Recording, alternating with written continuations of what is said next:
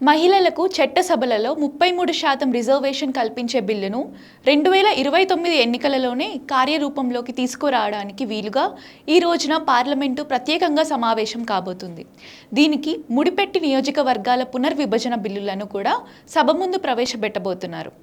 లోక్సభలో 543గా ఉన్న సీట్ల సంఖ్యను 50% పెంచాలని స్థూలమైన ప్రతిపాదన మాత్రమే ప్రస్తుతం బయటకు వచ్చింది. ఆ ఒక్క విషయాన్ని మాత్రమే బిల్లులో ప్రతిపాదిస్తూ డీలిమిటేషన్ కమిటీని ఏర్పాటు చేయడానికి సభ అనుమతి కోరుతారు. అయితే కేంద్ర ప్రభుత్వంలోనూ పెద్దలు కొన్ని రోజులుగా చెబుతున్నట్లు ప్రతి రాష్ట్రానికి 50% సీట్లు పెరగడం అనేది అనుమానంగా కనిపిస్తుంది. ఆంధ్రప్రదేశ్ రాష్ట్రానికి ప్రత్యేక హోదా ఇచ్చిన సందర్భంలో ఆ అంశాన్ని విభజన చట్టంలో పొందపరచకుండా మోసం చేసిన విధంగానే ఇప్పుడు కూడా ప్రతి రాష్ట్రానికి 50% లోక్సభ సీట్లు పెరుగుతాయి అనే అంశం కేవలం మాటల రూపంలో మాత్రమే చెబుతూ చట్టంలో బిల్లులో ఆ విషయాన్ని పొందపరచకుండా చేస్తున్న ప్రయత్నం వంచనగా మార్చవచ్చునని ప్రజలు భయపడుతున్నారు. కేంద్రం తయారు చేసిన ముసాయిదా బిల్లులో ప్రతి రాష్ట్రానికి 50% సీట్లు పెరుగుతాయనే అంశం లేనే లేదు. జనాభా దామాషాలో మాత్రమే సీట్లు పెంచడం జరిగితే దక్షిణాది రాష్ట్రాలకు తీవ్రమైన అన్యాయం జరుగుతుందనే వాదన తొలి నుంచే ఉంది.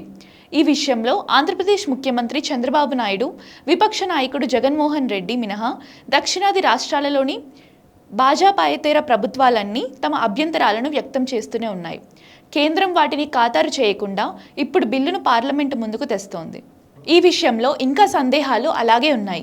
బుధవారం నాడు చంద్రబాబు నాయుడు నివాసంలో డిప్యూటీ ముఖ్యమంత్రి పవన్ కళ్యాణ్, బీజేపీ రాష్ట్ర అధ్యక్షులు మాధవ్ కలిసి సమావేశమై ఈ సందేహాలను నివృత్తి చేసుకోవడానికి కేంద్ర మంత్రులకు ఫోన్ చేసి మాట్లాడారు. జనాభాతో సంబంధం లేకుండా 50% చొప్పున అన్ని రాష్ట్రాల్లో సీట్లు పెరుగుతాయని కేంద్ర మంత్రులు చెప్పారే తప్ప ఆ అంశం బిల్లులో ఉంటుందని మాత్రం స్పష్టత ఇవ్వలేదు. ఆంధ్రప్రదేశ్ రాష్ట్రానికి ప్రత్యేక హోదా విషయంలో ఇలాంటి అన్యాయమే జరిగింది. హోదా ఇస్తున్నట్లుగా ప్రకటన చేసి విషయాన్ని బిల్లులో పెట్టకపోవడం వల్ల సభ ఆమోదం పొందిన తర్వాత ఇప్పటి వరకు మనకు హోదాకు గతి లేకుండా అలమటిస్తున్నాం.